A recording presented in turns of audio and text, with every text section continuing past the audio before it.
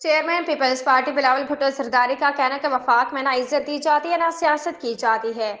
Chairman Peoples Party Bilawal Bhutto ने खुसूसी गुफ्तगू करते हुए कहा कि हुकूमत के साथ नाराजगी का सवाल ही नहीं, वफाक में ना इज्जत दी जाती है ना सियासत की जाती है। दुनिया में हुकूमत पार्टनर्स के साथ मुआहिदों पर अमल करती है। हम देखेंगे कि मुआहिदों पर क्या अमल दरामद हुआ है।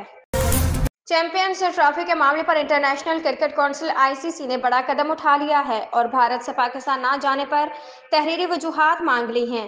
पीसीबी की जानिब से आईसीसी को चैंपियंस ट्रॉफी के लिए भारत के पाकिस्तान आने से इनकार पर खत लिखकर तहरीरी वजूहात मांगने पर आईसीसी ने भी बड़ा कदम उठा लिया है।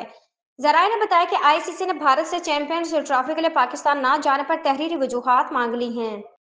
इस्लामाबाद वफाकी हुकूमत ने आइंदा 15 रोज के लिए पेट्रोल मसनूआत की कीमतों को बरकरार रखने का ऐलान कर दिया है। इस समने जारी किए गए नोटिफिकेशन के मुताबिक पेट्रोल की कीमत 248 रुपये 38 पैसे जबकि डीजल की कीमत 255 रुपये 14 पैसे फी लीटर पर बरकरार रखी गई है। याद रहे 31 अक्टूबर को हुकूमत ने पेट्रोल मसनूआत की नई कीमतों का ऐलान किया था, जिसमें पेट्रोल की कीमत में 1 रुपये 35 पैसे जबकि हाई स्पीड डीजल की कीमत में 3 रुपये 85 पैसे फी लीटर इजाफा किया गया था।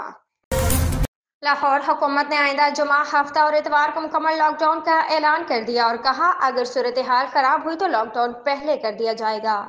तफसीलात के मुताबिक सीनियर वजीर मरियम औरंगजेब ने प्रेस कॉन्फ्रेंस करते हुए स्मोक मौत है, ये लोगों की जिंदगियों का मामला है। कोविड में एहसास हो गया था अगर एहतियाती तदाबीर नहीं की तो मर जाएंगे। इसी तरह स्मोक में भी एहतियाती तदाबीर ना की तो जिंदगी को खतरा है।